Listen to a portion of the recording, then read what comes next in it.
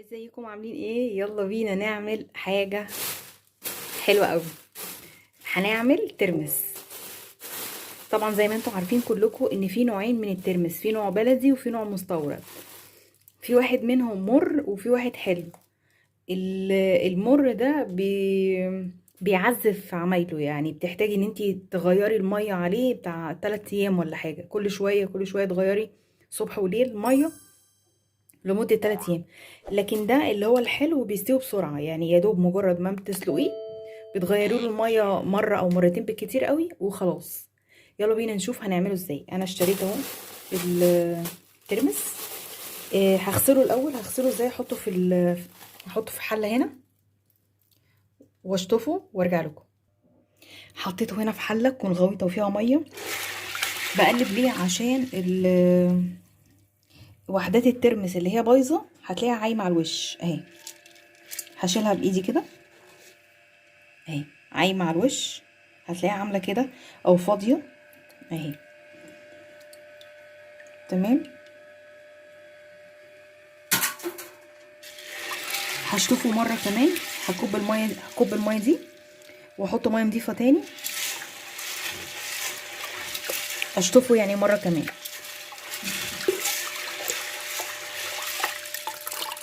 ده شكل الترمس قبل ما يتسلق اهي. بدعكه كده بايدي عشان التراب اللي فيه. شايفين المية عكرت ازاي؟ طبعا بيبقى متخزن عند العطار اهي. المية بصوا اتعكرت ازاي. هكبها واحط مية نضيفة واشطفه مرة كمان. ويلا بينا نشوف هنعمل ايه تاني. حطيت ميه تاني وشطفته وكبيت الميه، يعني شطفته مرتين ودي اخر مره. هسيبه بقى في الميه كده لحد بالليل.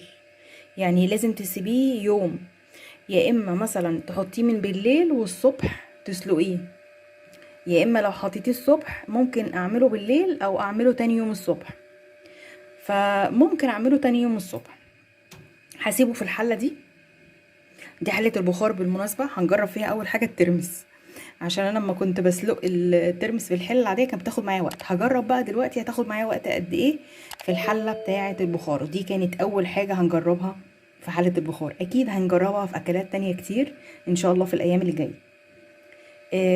هسيبه كده يوم كامل منقوع في ميه، وارجع لكم تاني بعد ما يعدي يوم كامل.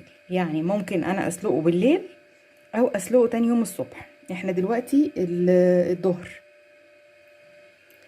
يفضل ان هو يتسلق تاني يوم الصبح. تمام. طبعا الترمس من الاكلات الحاجات اللي هي المسليات اللذيذه جدا، كلنا بنحبها. بنتسلى بيها. هي ما بتزودش في الوزن. الترمس ما فيهوش اي، الكالوريز اللي فيه قليله جدا. مهم بس ان احنا ما نحطش ملح فيه كتير عشان ما يعليش الضغط. لكن هو مفيد جدا جدا جدا وحلو جدا. يعني حتى المية اللي بيتنقع فيها الترمس في ناس كتير بتستخدمها، بتغسل بيها شعرها بت... اللي عندهم قشرة في شعرهم بيغسلوا بيه شعرهم، بينظف القشرة. والترمس نفسه ممكن ترمس بيبقى متحمص كده ومطحون بودر، وبيتعمل بيه ماسكات للبشرة. يعني الترمس مفيد جدا جدا جدا في كل حاجة، سواء المية بتاعته سواء هو نفسه في اكله، في ان انتي تستخدميه ماسك للبشرة. حلو جدا جدا جدا. هنسيبه منقوع في المية كده يوم كامل وارجع لكم تاني بعد ما وده كان يتسلق. شكل الترمس بعد ما بيتناه ليلة كاملة في المية. شايفين شكله بقى عامل ازاي؟ هو كده لسه ما اتسلقش، هو بس اتنقع، يعني اتنقع يوم كامل في المية. انا دلوقتي حطيته على البوتاجاز في حلة الضغط بتاعتنا عشان نشوف هتاخد معانا وقت قد ايه.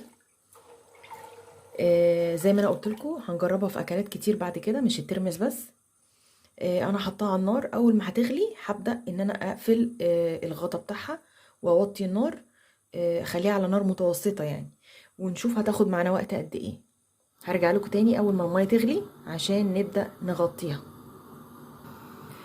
خلاص كده هتبدأ تغلي. هي خلاص المية سخنت وهتبدأ ان هي تغلي. ففي الخطوة دي نحط بقى الغطا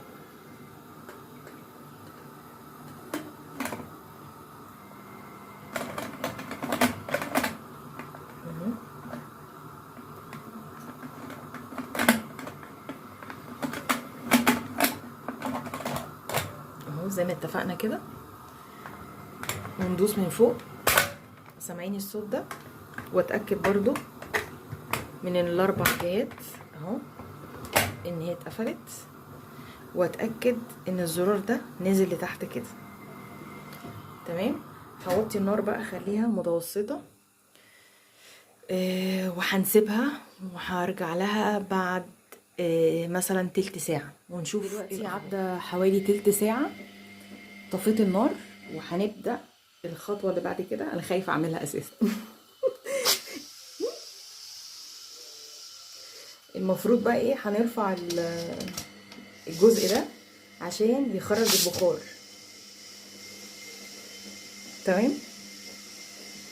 فانا خايفه اعملها لان حاسه ان فيها بخار كتير، فممكن اسيبها كده هي هتنفس واحده واحده لحد ما كميه البخار تقل تدريجيا، وبعد كده ابقى ارفعها. شايفين الصوت؟ سامعين؟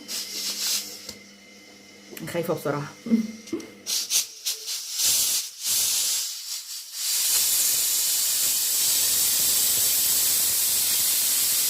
سامعين الصوت قد ايه؟ فانا هرفعه واخرج كل البخار وارجع لكم تاني.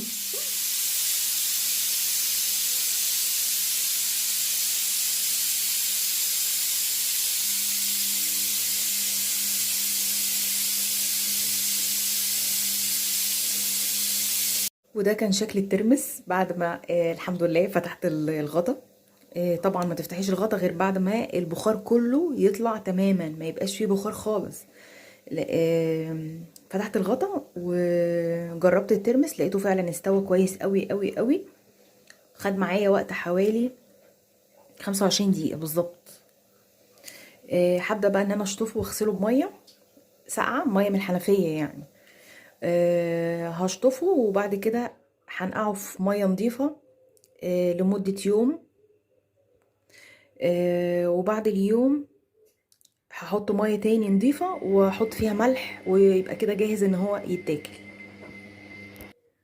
وده كان شكل حلة الضغط بعد ما خلصت. طبعا زي ما قلت لكم لازم تتغسل كويس قوي، يعني فرصة وهي سخنة ان هي تتغسل.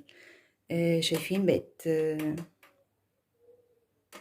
بتلمع اهي، رجعت كأنها جديدة تاني. وفكيت طبعا الجوان ده، غسلته كويس قوي اهو من هنا كمان. الحله هي اتغسلت هي كمان. هسيبهم بقى كده ينشفوا كويس قوي، ما يبقاش فيهم ولا نقطه ميه، براحتهم مش مستعجلين عليهم. وده كان شكل الترمس بتاعنا بعد ما غسلته بميه نظيفه من الحنفيه. وهنقعه كده في الحله دي يعني النهارده كمان، وبكره بقى هبدا احط له ملح، اغير الميه، احط ميه نظيفه واحط له الملح، ويبقى جاهز ان هو يتاكل. وده كان شكل طبق الترمس بتاعنا بعد ما حطينا له الملح وظبطناه، وبنعصر عليه كده نص الليمونه دي. بيتاكل، بيبقى طعمه تحفه جدا جدا جدا. ولو عايزاه يقعد معاكي فتره طويله جدا جدا، حطيه في علبه في التلاجة وشويه ميه من اللي هو منقوع فيهم، هيفضل معاكي ان شاء الله يقعد شهر، هيفضل زي ما هو. لكن لو سبتيه بره ممكن يبوظ. اتمنى الفيديو بتاع النهارده يكون مفيد ليكم، ويكون عجبكم ويشجعكم ويفكركم ان انتوا تقوموا تعملوا ترمس. اشوفكم في فيديو جديد ان شاء الله، ومع السلامة. باي باي.